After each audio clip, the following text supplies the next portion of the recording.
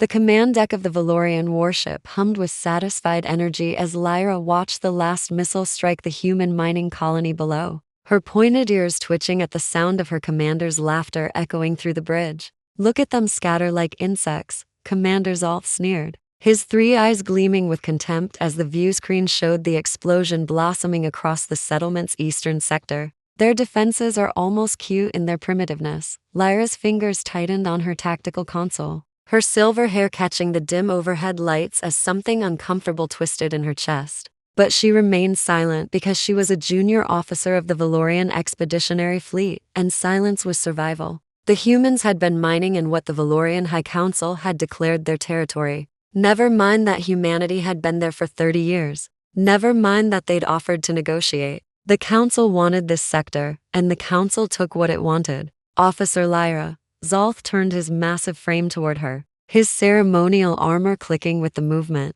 "You will take a reconnaissance team down to catalog the debris and assess any remaining resistance. I expect this will take you minimal time, given the humans' limited capabilities." She saluted sharply, grabbed her scanner pack, and headed to the hangar bay while her mind replayed the intelligence briefings she'd read about humanity. The species that had gone from atmospheric flight to interstellar travel in barely 200 years. The species that had survived 3 extinction-level events on their own planet and somehow thrived. But the Council had dismissed all of it as exaggeration and primitive luck. The dropship descended through the smoke-filled atmosphere, and Lyra could see the destruction her fleet had caused, buildings reduced to skeletal frames, fires raging across what had been residential sectors, and small figures running through the chaos, trying to save who they could. "Scan for weapons signatures," she ordered her team as they landed on the outskirts of the colony, her boots touching human soil for the first time. And the gravity was surprisingly close to her homeworld, comfortable even.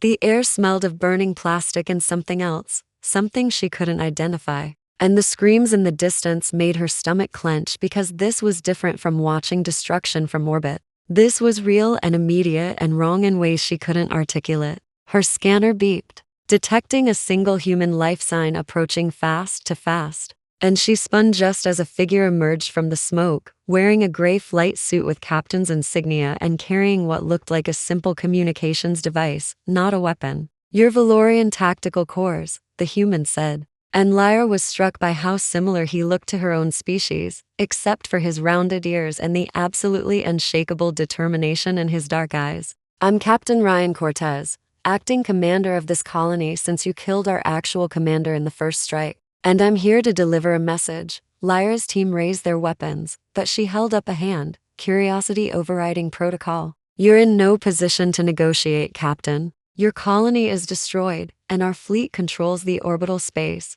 Ryan smiled, and it wasn't a happy expression. It was the smile of someone who knew something you didn't. "That's not the message. The message is this: you have 4 hours to leave this system before the real response arrives." She almost laughed, almost dismissed it as the desperate bluff of a defeated enemy. But something in his absolute certainty made her pause. "What response?" "Your nearest military installation is 3 systems away. We monitored all your communications." No distress signal escaped. His smile widened slightly. "You monitored our standard communications. You didn't account for what we've been working on. Quantum entangled emergency beacons, instantaneous communication across any distance. We triggered it the moment your first ship entered the system." Lyra's mind raced because that technology was theoretical, even for the Valorians. Her people had been trying to crack quantum entanglement for decades. "You're bluffing," she said, but her voice lacked conviction. "Am I?" Ryan tapped his communicator, unsk retribution. "This is Cortez.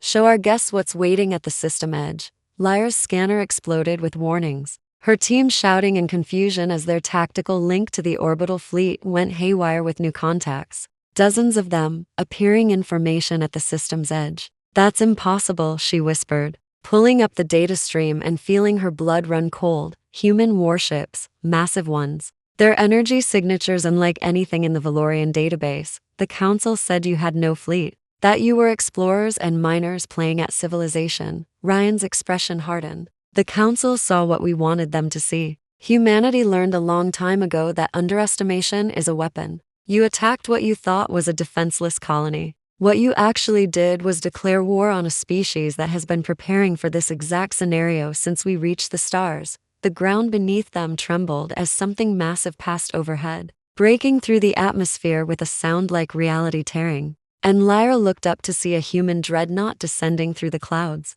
its hull blazing with ray entry fire, weapons ports opening like the eyes of an ancient god. "That's the Unskindomitable," Ryan said quietly. "One of 12 Fortress-class warships humanity built in secret over the last 20 years. Each one capable of cracking a planet's crust if needed. Each one crewed by 5,000 people who take the defense of human worlds very personally." Lyra's communicator screamed, with priority alerts from her fleet. Commander Zalth's voice, distorted with panic. "All units retreat. We are engaging human forces. How do they have this many ships?" "All units," and then static. She looked at Ryan with new understanding dawning. "You let us think you were weak." He nodded slowly. "We broadcast our mining operations, our science vessels, our peaceful intentions. All true, but not complete. Humanity has faced extinction too many times to ever be unprepared. We hoped we'd never need the fleet we built, that we could coexist peacefully with species like yours. But we're not naive enough to think hope is a strategy." An explosion lit up the sky as a Valorian destroyer broke apart in orbit, its debris field glowing as it caught the system's star. And Lyra realized with absolute certainty that her fleet was going to lose, was probably already losing. "You need to come with me," Ryan said, his tone shifting from military commander to something almost gentle. "Your dropship is about to be targeted by automated defense systems. And despite what your people just did to my home, I'd rather not watch you die."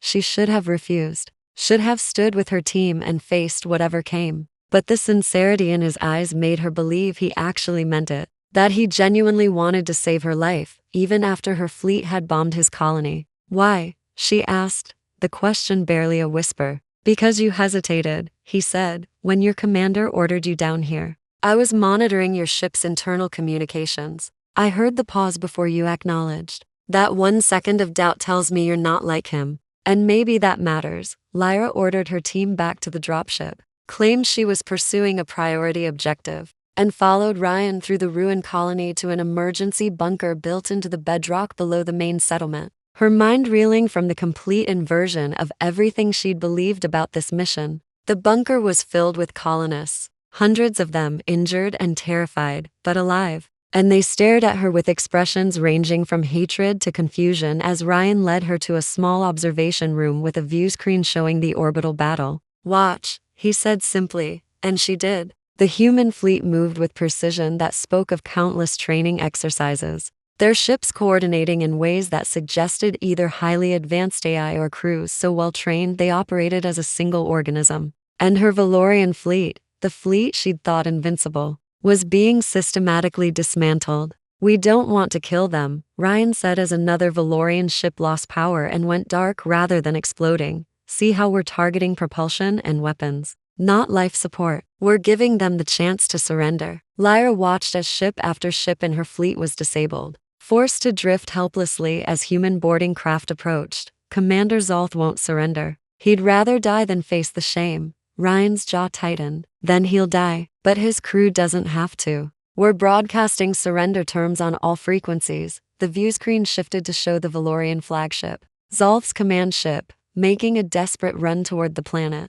clearly planning to threaten the colony, to use human lives as leverage. "He's going to fire on the settlement," Lyra said, horror creeping into her voice. "He'll kill everyone to avoid defeat." But Ryan's expression remained calm. "Watch." 3 human ships moved to intercept their formation, creating what Lyra recognized as a siege net, an ancient Valorian tactical maneuver that her own people hadn't used in generations because it required perfect coordination. And somehow these humans knew it. The flagship fired missiles and energy weapons, unleashing everything it had. But the human ships absorbed the attack on overlapping shields, rotated positions to distribute the damage, and returned fire with such calculated precision that the Valorian ship's weapons simply stopped working. Every offensive system disabled in under 30 seconds.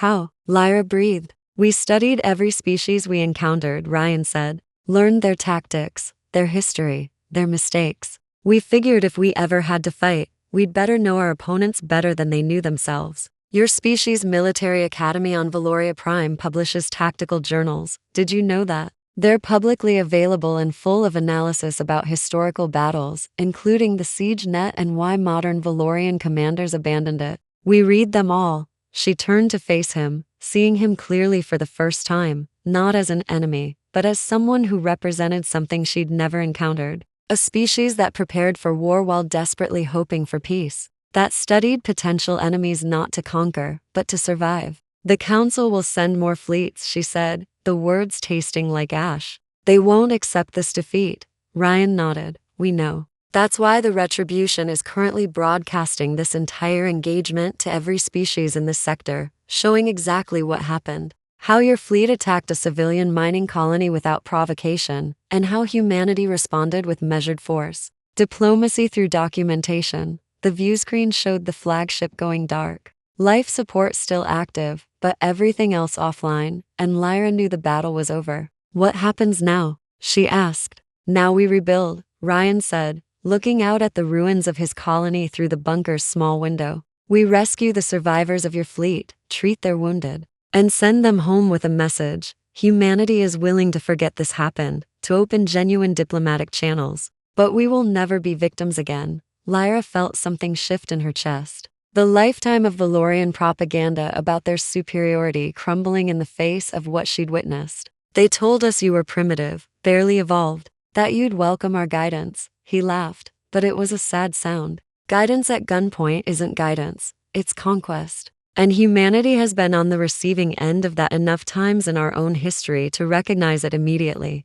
We won't do it to others, and we won't let it be done to us. Over the following days, Lyra watched as human recovery teams pulled Valorian survivors from disabled ships, provided medical care without discrimination, treated captured crews with dignity. That made her ashamed of how her own people treated prisoners. And she found herself spending more time with Ryan as he coordinated the colony's reconstruction. Why are you showing me all this? She asked one evening as they stood in the rebuilt community center, colonists working together to restore some normalcy to their lives. Ryan was quiet for a moment, his dark eyes reflecting the soft lights, being strung up for what the humans called a hope ceremony. Because you're going to go home eventually, back to Valoria Prime. And when you do, I want you to tell them the truth about what happened here. Not the Council's version, but the real story. You're a tactical officer, so they'll debrief you. And maybe if enough people hear the truth, we can avoid the next war before it starts. She understood then that he'd saved her life not just out of kindness,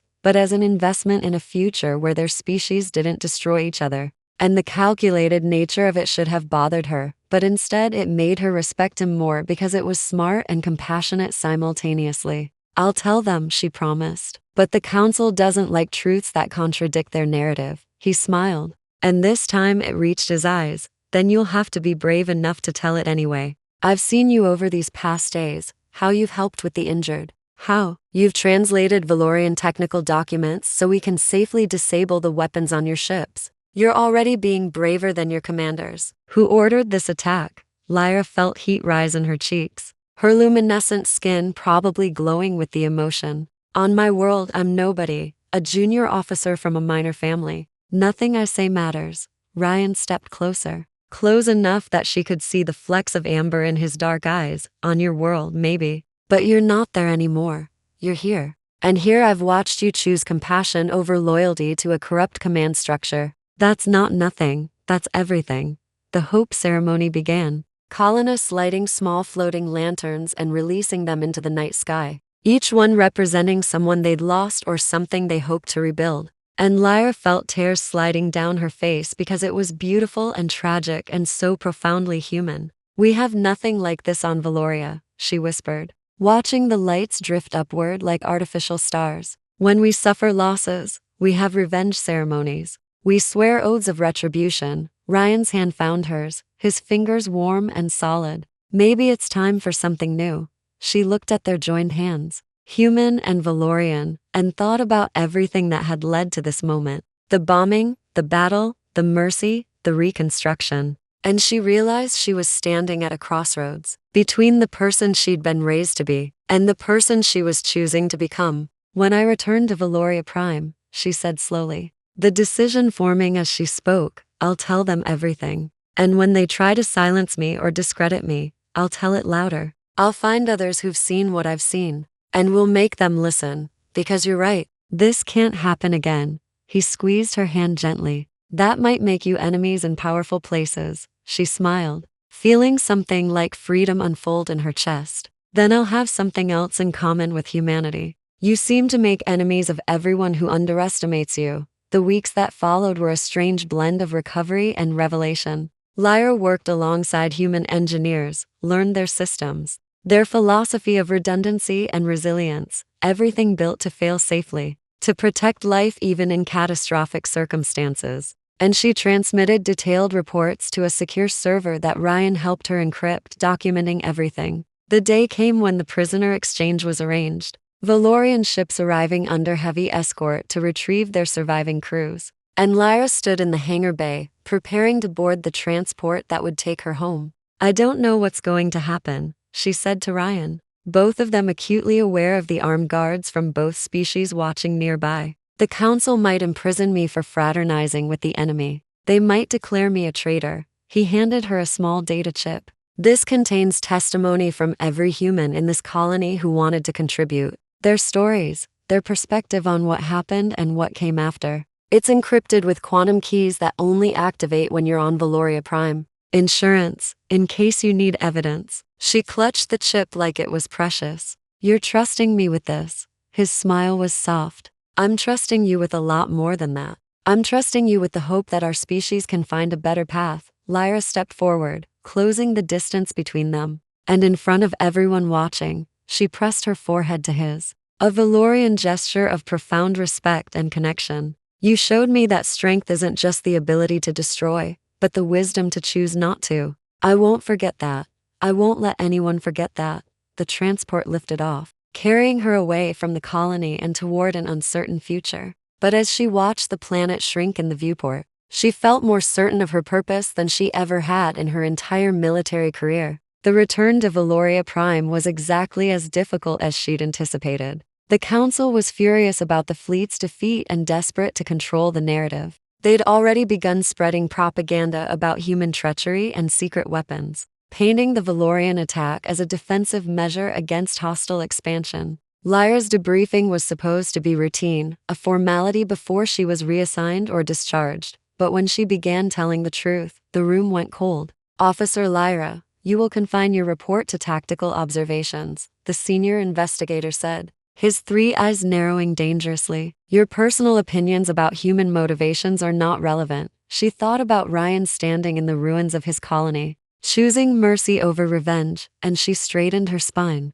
With respect, investigator, my observations are that we attacked a civilian target without provocation. We're defeated by a superior force that could have destroyed us completely, but chose restraint. And were subsequently treated with more dignity as prisoners than we've shown any captured species in Valorian history. Those are tactical observations about enemy capabilities and doctrine, highly relevant to any future engagement. The investigator's expression darkened. You sound like a human sympathizer. Lyra pulled out the data chip, set it on the table between them. I sound like someone who watched our fleet commit an atrocity and then experienced the consequences. This chip contains testimony from human colonists. I'm entering it into the official record. The room erupted, threats and accusations flying, but Lyra had learned from the best. She'd watched humanity turn underestimation into a weapon, and she'd prepared for this fight with the same meticulous attention to detail. She'd already transmitted copies of her report to 3 different Valorian news networks, to the opposition party in the council, and to 12 different species diplomatic corps. By the time the investigator ordered her arrested for treason, the story was already spreading, unstoppable as a star-going nova. The trial was brief and vicious. The council presented her as a traitor corrupted by human manipulation. But Lyra presented evidence, testimony, tactical analysis that made it impossible to ignore the truth. That Valoria had attacked without cause and been decisively beaten. That humanity had responded with a level of strategic sophistication and ethical conduct that challenged every assumption about their primitive status. She was stripped of her rank, sentenced to exile, declared an enemy of Valoria. But as the judgment came down, She felt Ryan's hand in hers, even though he was light years away. Felt the warmth of those floating lanterns rising into the night sky. 3 months later, she received a message on a secure channel she'd established. Ryan's face appeared on her small screen. Older somehow, tired but smiling. "I heard what happened, what you did. You kept your promise." She smiled back. Her small apartment on a neutral trading station, feeling less lonely. "How's the colony?" His smile widened. "Rebuilt, thriving, actually. And we've had visitors, delegations from 6 different species who wanted to hear our story. Wanted to understand how the conflict was resolved. I think you started something, Lyra." She felt tears prick her eyes. "I just told the truth." Ryan nodded. "Sometimes that's the bravest thing anyone can do. Listen, there's something else. The UNSC is establishing a diplomatic corps. Officers specifically trained in cross-species communication and conflict resolution. They want people who understand both sides, who've lived through what first contact can become and what it should be. I recommended you." Her breath caught. "Ryan, I'm exiled from my homeworld. I have no status, no rank." His expression turned serious but hopeful. "You have something better. You have integrity and courage and first-hand experience in turning enemies into allies. Humanity needs that. And I think you need a place where those qualities are valued. Come to Earth. Help us build something better than what either of our species has managed alone." Lyra looked around her tiny apartment, at the exile that was supposed to be punishment but had become liberation. And she thought about a human captain who'd seen past species and uniformed to the person underneath, who'd chosen to save her when he had every reason not to, who'd trusted her with hope when hope was the most dangerous weapon. "Send me the coordinates," she said, feeling a smile spread across her face, genuine and bright. "I'm coming home." The screen showed Ryan's relieved laugh. "I was hoping you'd say that.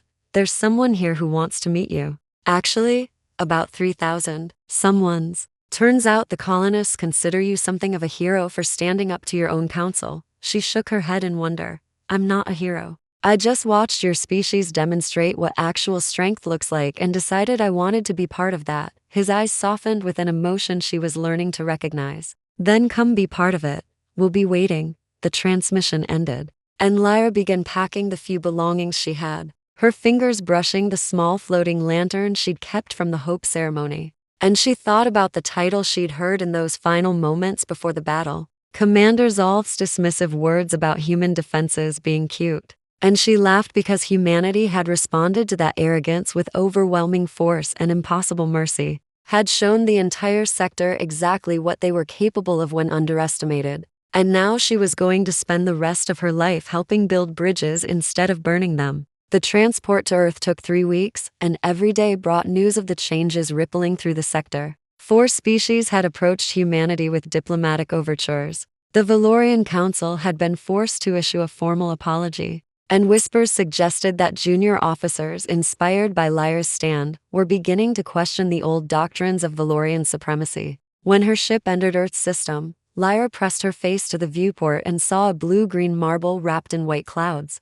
A planet that had survived ice ages and asteroid impacts and its own species' worst impulses. And orbiting it were those massive Fortress-class warships, ready to defend, but hoping never to fire, strength and restraint in perfect balance. Ryan met her at the landing platform, and this time there were no guards, no weapons, just a man who'd become her friend, and maybe something more, waiting with a smile that felt like coming home. "Welcome to Earth," he said, pulling her into an embrace that crossed the distance between stars. "You ready to start building that better future?" She held onto him, this human who'd shown her that courage wasn't fearlessness, but choosing compassion even when fear was justified. And she whispered against his shoulder, "You bombed us and we thought it was cute. We thought you were nothing, and you showed us we were the ones who had everything to learn." "Yes, I'm ready." Above them, the UNSC retribution passed silently overhead, a reminder of what humanity could do, and around them,